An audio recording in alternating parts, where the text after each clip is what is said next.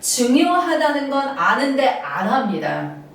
중요하다는 거 아는데 안 하기 때문에 성적이 안 오르는 거거든요.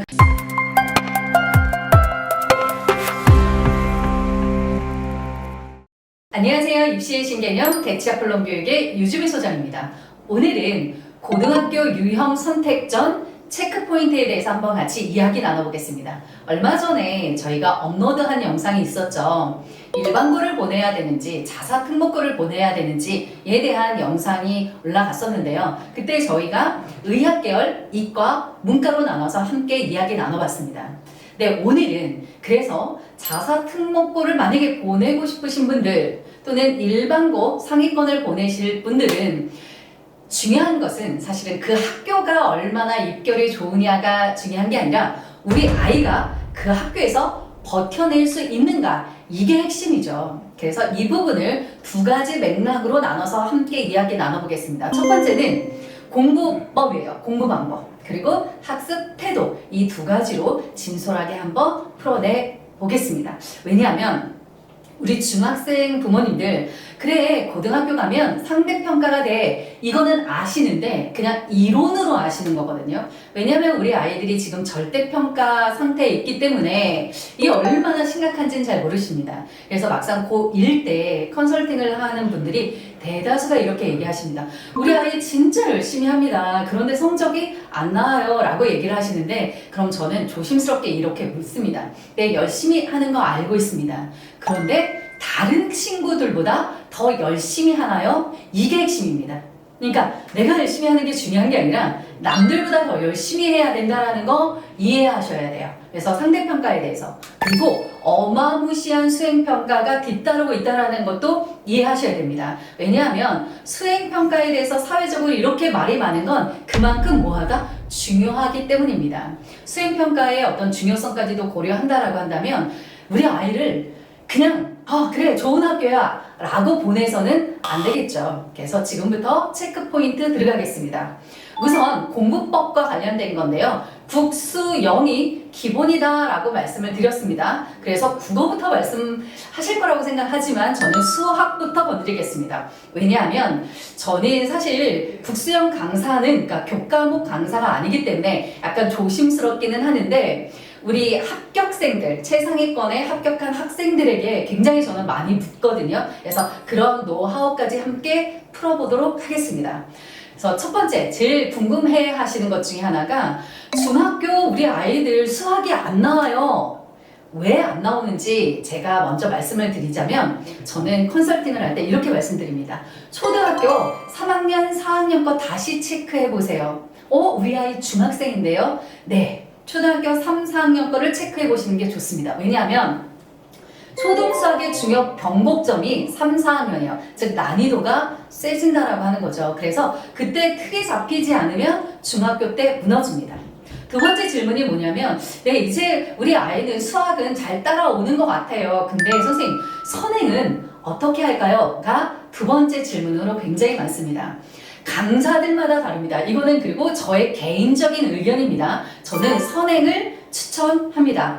물론 이렇게 초등학교께 되지 않은 상태에서 선행을 요구하는 거 아닙니다. 어느 정도 따라가는 친구들의 경우는 선행을 추천드립니다. 왜냐하면 고등학교 때 아까 말씀드린 것처럼 상대평가에 어마무시한 수행평가가 뒤따르고 있기 때문에 시간이 굉장히 부족해요. 그래서 제가 학생들한테 물어봤습니다.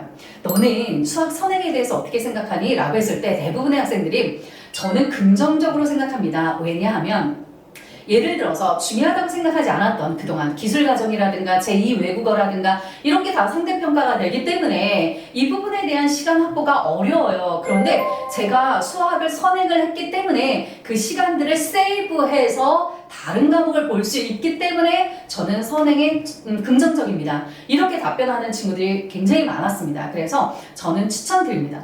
그러면 따라 이어올 부분이 어디까지 선행하면 좋을까요? 겠죠, 부모님들. 그래서 공통수학에 특히 유형서까지 보시는 걸 추천드리고요. 곧 공통수학 넘어갔습니다 라고 한다면 대수, 미적분, 확통을 순서대로 잡는 것도 좋습니다. 그러니까 저는 선행을 해야 된다가 아니라 선행의 긍정적 측면을 말씀드립니다. 그리고 저도 오랫동안 공부해본 입장에서 이런 걸 배우는구나 라고 이해하는 것도 나쁘다고 생각하지는 않거든요. 그래서 이 부분 말씀드립니다. 대신에 주의할 거 동시에 말씀드립니다. 선행과 심화, 균형 맞추셔야 됩니다. 투트랙으로 가셔야 되고요. 그리고 개념서와 문제풀이 같이 가셔야 돼요. 요즘에 워낙 시중 교재에 바이블, 개념원리, RPM, 쌤 굉장히 좋은 자습서 많죠. 개념서도 있고 문제풀이 이런 것들을 잘 활용하시면 좋을 것 같습니다. 단 놓치지 마세요. 개념 잡으셨나요? 유형 잡으셔야 되고요. 그 다음 문제풀이를 통해서 오답 노트의 분석까지 가셔야 됩니다. 즉 정확하게 가는 걸 추천드립니다. 이렇게 수학에 대해서 굉장히 많이 풀어냈죠. 그래서 그만큼 수학이 중요하기 때문입니다. 그리고 하나 더 팁을 드리자면 부모님들 학원에서 레벨 테스트 받으시죠. 그거 무조건 믿으시면 안 됩니다. 왜냐하면 학원의 입장도 있기 때문에 약간 영업적인 마인드도 있거든요. 그렇기 때문에 객관적인 접근을 하고 싶다라고 하면 고등학교 모의고사를 풀게 하시는 것도 좋습니다. 왜냐하면 유형, 심화, 다양한 문제까지 다 확보가 되기 때문입니다. 이렇게 합격한 선배들의 노하우를 함께 공유해 봤습니다. 그 다음 국어로 넘어갈까요? 국어의 경우는 독서로 말씀드리겠습니다. 중학교 2학년까지 독서를 한 경험이 많다라고 얘기를 합니다. 왜냐하면 고등학교의 수행평가가 대부분 보고서고요. 그 틀은 독서를 기반으로 합니다. 따라서 독서는 실제적으로 내신으로도 직접적으로 연결된다는 거 이해하시고요. 또 하나, 우리가 2028 대입만 생각하면 안 되죠. 지금 초등학교 부모님들이 혹시 이 영상을 보실 수 있는데 2032 대입 개편의 중요한 것 중에 하나는 뭐죠? 논서술형 평가입니다. 이 논서술형 평가 제가 볼 땐 도입될 거예요. 그렇기 때문에 그 부분까지 고려하신다라고 한다면 독서 굉장히 중요하다라는 거 사실은 다 아실 거예요. 독서 중요하다라는 거. 그런데 그것이 직접적으로 대입과 연결된다라고 하는 게 초등학교 때부터는 그 부분이 강화될 거기 때문에 믿고 독서를 꾸준하게 하시면 좋을 것 같습니다. 영어 넘어갈까요? 사실 읽고 쓰고 말하고 듣기 이 네 가지가 균형이 맞아야 되는데 사실 초등학교 3, 4학년 때부터는 읽고 쓰기에 조금 더 집중하시고요. 6학년이다 라고 한다면 문법 들어가셔야 됩니다. 왜냐하면 중학교의 내신이 문법의 어떤 변형 위주거든요. 그렇게 되기 때문에 중요하고요. 대입적인 측면에서 설명을 드릴까요? 대입에서는 긴 지문을 다 읽어야 되잖아요. 물론 듣기도 있지만 이때 저도 굉장히 고생했던 것 중에 하나가 이 주어부가 굉장히 길 때, 그래서 동사 찾고 이런 부분은 뭐죠? 문법이죠. 왜 이 말씀을 드리냐면 학생들이 문법을 싫어하기 때문입니다. 그러니까 제가 지금 전반적으로 드리는 말씀은 컨설팅을 할 때 많이 질문하시는 것들. 선생님, 우리 아이가 영어에서 문법을 좋아하지 않는데 문법을 꼭 해야 하나요? 라고 질문을 하시길래 중학교에는 내신이 문법 위주의 변형 문제다. 그리고 문법을 모르면 독해하기가 쉽지는 않다. 이 부분도 한번 기억해 주시면 좋을 것 같습니다. 과학으로 넘어갈까요? 선생님, 물화생지부터 할까요? 통합과학부터 할까요? 당연히 통합과학이죠. 왜? 수능까지 가야 하기 때문입니다. 그리고 시간이 있으면 물리겠죠. 물리가 워낙 시간 투자가 많기 때문입니다. 여기까지 그래서 그 공부법에 대해서 한번 같이 이야기 나눠봤고요. 학습 태도적인 측면에서 말씀드리겠습니다. 이거는 꼭 별표를 치시고 외우시고 꼭 따라해 주시면 좋을 것 같아요. 손으로 쓴다. 저 깜짝 놀랐습니다. 컨설팅을 하면서 요즘 아이들이 초중 애들이 손으로 쓰지 않고 눈으로 공부합니다. 좀 깜짝 놀랐거든요. 안 됩니다.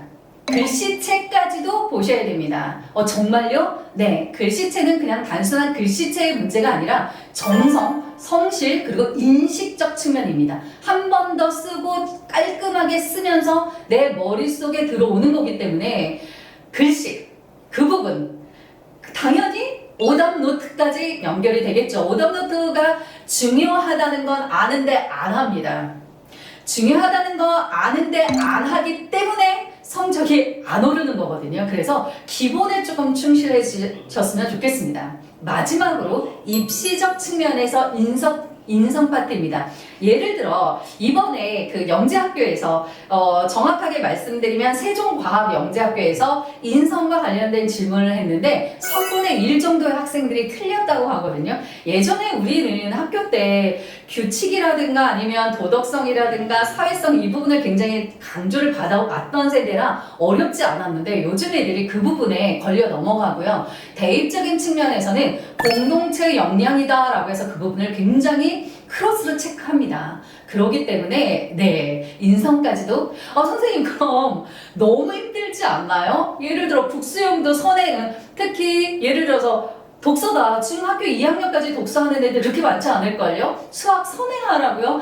이거 언제 다 하나요? 라고 얘기를 하시는데 제가 지금 전제 조건은 모든 학생들이 아니라 예를 들어 자서특목고나 갑반고나 이렇게 좋은 입결이 좋은 학교를 보내고 싶으신 분들의 체크 포인트라는 거예요. 따라서 그렇게 좋은데 가고 싶으신가요? 그러면 거기서 버티셔야 하기 때문에 이 부분 다 체크하셔야 되고요. 당연히 공부 습관에서 쓰고 그리고 오답노트를 통해서 스스로 반성하고 성찰하며 인성적인 파트까지도 한번 고민해 보시라고 하는 겁니다. 너무 많이 풀어냈나요? 너무 벅차실 수도 있는데 하나씩 체크 포인트를 갖고 한번 하나하나 하다 보면 뭔가 앞이 보이실 거라고 생각합니다. 상대 평가와 무지막지한 수행 평가가 앞을 기다리고 있다는 거 이해하시면 훨씬 더 마음 편하게 준비하실 수 있을 것 같습니다. 여기까지 여러분에게 고교 선택에 조금 더 좋은 팁을 드리고자 한번 구성해 봤고요. 질문이 있으시면 언제든지 올려주시면 저희 행정팀과 제가 열심히 노력 한번 해보겠습니다. 여기까지 입시의 신개념 대치아플론 교육의 유주비 소정이었습니다. 감사합니다.